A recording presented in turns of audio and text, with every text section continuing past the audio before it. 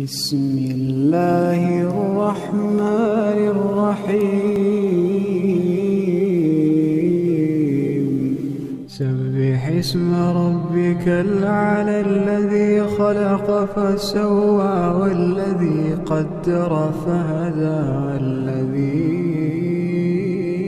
أخرج المرعى فجعله غثاء نحوا سنقرئك فلا تنسى إلا ما شاء الله إنه يعلم الجهر وما يخفى ونيسرك لليسرى فذكر إن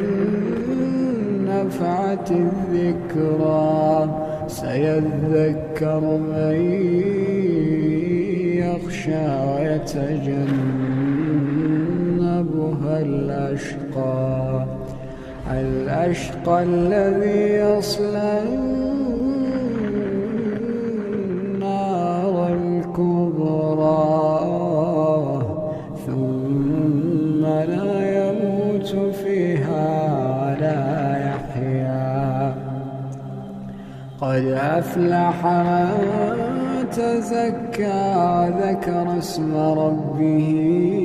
فصلى